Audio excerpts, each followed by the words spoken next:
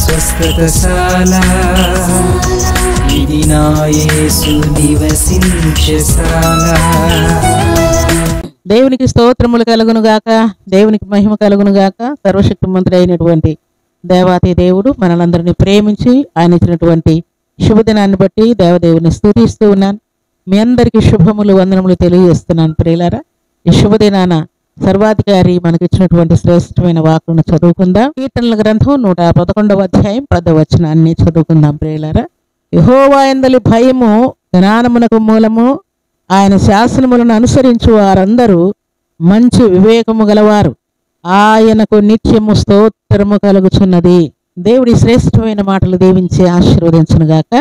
సర్వశక్తి మంత్రి అయినటువంటి దేవాతి దేవుడు దేవుని సన్నిధిలో చేరినటువంటి మనందరికీ ఆయన ఇస్తున్నటువంటి మాట ఏంటంటే, దేవుని యొక్క దీవెనలు ఆశీర్వాదములు పొందుతూ ఉన్నారంట. దేవుని యొక్క శక్తిని బలాన్ని పొందుకుంటూ ఉన్నారంట ప్రియులారా. దేవునికి స్తోత్రములు కలుగును గాక.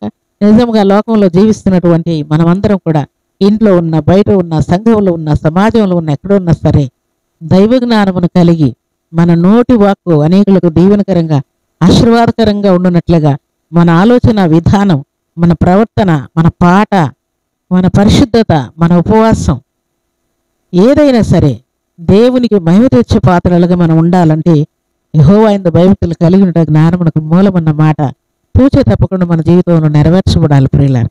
అలాగే మనం అందరం కూడా జ్ఞాన వివేకలను కలిగి జీవించడం గాక, దేవునికి మహిమ తెచ్చిబడలంగా జీవించడం గాక. ఈ శుభదినాన సర్వాధికారి మనకి ఇచ్చినటువంటి శ్రేష్టమైన వాక్యం ఏంటంటే, సామెతల గ్రంథం 1వ అధ్యాయం 20వ వచనం చదువుకుందాం.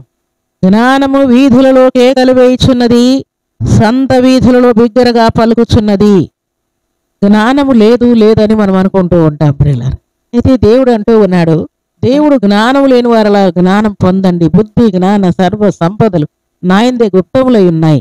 మీరు జ్ఞానం లేని వారుగా జీవించొద్దండి, అజ్ఞానులుగా ఉండొద్దండి, అవివేకులుగా ఉండొద్దండి, మందమతులుగా ఉండొద్దని అని దేవుడు ఆజ్ఞాపిస్తూ యెహోవా యందు భయభక్తులు కలిగినటే జ్ఞానమునకు మూలమని దేవుడు అంటూ ఉంటే, ఒకవేళ మనం జ్ఞానం లేని వారంగా ఉన్నాము అని అంటే మనం దేవుని యందు సరైనటువంటి భయం భక్తి కలిగి ఉండట్లేదు ప్రియులారా.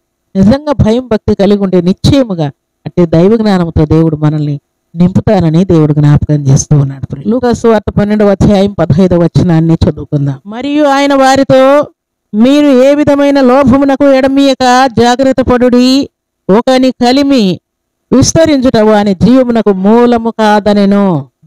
యెహోవా యందు భయభక్తులు కలిగి ఉంటే జ్ఞానమునకు మూలం అన్నాడు. ఎవరికైనా కలిమి విస్తరిస్తే, లేక ఆస్తిపరులైతే, ధనవంతులైపోతే, దేవుని యొక్క ఆశీర్వాదాలు అనుభవించి గొప్పవారైపోతే ఒకని కలిమి విస్తరించడం వాని జీవమునకు మూలము కాదని దేవుడు అంటూ ఉన్నాడు.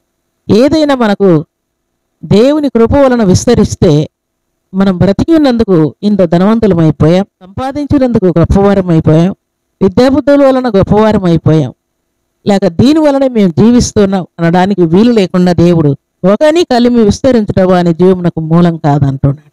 ఏదైనా విస్తరించిందంటే అది దేవుని మూలంగానే, యెహోవా యందు భయభక్తులు కలిగి ఉంటే జీవమునకు మూలం అంటూ ఉన్నాడు. దేవుని మూలంగానే మనం ఐశ్వర్యవంతులమవుతున్నాం, దేవుని మూలంగానే దరిద్రులం అయిపోతున్నాం. కానీ దేవుని మూలంగానే మనం మూలరాయి అయిపోతున్నామని దేవుని యొక్క వాక్యం తేటగా తెలియజేస్తాం.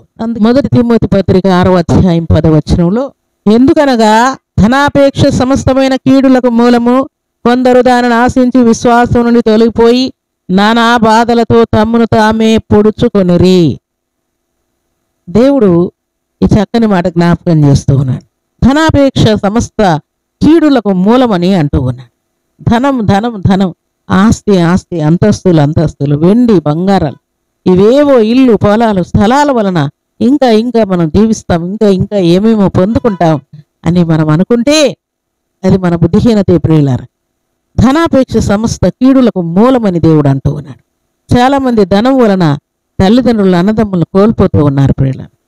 ధనం వలన తల్లిని చెల్లిని కోల్పోతున్నారు, భార్యను భర్తను కోల్పోతున్నారు, కుమారుణ్ణి కుమార్తెను కోల్పోతూ ఉన్నారు ప్రియులారా. దైవ జ్ఞానము కలిగి దేవునికి మహిమ తెచ్చే బిడ్డలంగా జీవించాలని పరిశుద్ధాత్మ దేవుడు కోరుకుంటూ ఉన్నాడు. దేవుని సన్నిధిలో చేరినటువంటి మనమందరం కూడా దైవ జ్ఞానమును పొందుకొని దేవునికి మహిమ తెచ్చే బిడ్డలంగా జీవించడం గాక. అలాంటి కృపా భాగ్యం సర్వశక్తిమంతుడు అయినటువంటి దేవాది దేవుడు సర్వసమృద్ధిగా మనందరికీ అనుగ్రహించి ఆశీర్వదించాలని దేవుడు కోరుకుంటూ ఉన్నాడు. ప్రియులారా, దేవుని సన్నిధిలో చేరిన మనం ఒకవేళ మన జ్ఞానం కొదువుగా ఉంటే భక్తుడైన సొలొమోను మహారాజు, నా జ్ఞానం అయ్యా, వివేకం కలిగిన మనసు అయ్యా అని దేవుణ్ణి కోరుకున్నట్టుగా మనం కూడా దేవుణ్ణి కోరుకుంటే సొలొమోను మహారాజుకు దైవ జ్ఞానం ఇచ్చిన దేవుడు మనకు కూడా అటు జ్ఞానాన్ని ఇస్తాడు. భక్తుడైన దానియేలుకు మర్మములను బయలుపరిచేటువంటి కృపనిచ్చిన దేవుడు, భక్తుడైనటువంటి యోసేపునకు వివేకం కలిగినటువంటి ఆత్మనిచ్చిన దేవుడు మనకు కూడా ఇవ్వడానికి దేవుడు సిద్ధంగా ఉన్నాడు. అలాగున మనమందరం కూడా దేవుని సన్నిధిలో ప్రార్థించి దేవుని యొక్క కృపను సహాయమును పొందుకొని దేవునికి మహిమ తెచ్చే బిడ్డలంగా ఉండాలని పరిశుద్ధాత్మ దేవుడు కోరుకుంటూ ఉన్నాడు. అలాంటి కృపా భాగ్యం సర్వశక్తిమంతుడైనటువంటి దేవాది దేవుడు సర్వసమృద్ధిగా మనందరికీ అనుగ్రహించి ఆశీర్వదించునుగాక. ఆమేన్. ప్రార్థన చేసుకుందాం. భూమి ఆకాశములను కలుగు చేసిన మా తండ్రి, మీకు కృతజ్ఞతాస్తుతులు స్తోత్రములు వందనములు చెల్లిస్తున్నాను. పరిశుద్ధమైన మీ సన్నిధిలో చేరిన మనందరినీ జ్ఞాపకం చేసుకుని మీరు ఇచ్చిన శ్రేష్టమైన వాక్కులను బట్టి కీర్తిస్తున్నాను.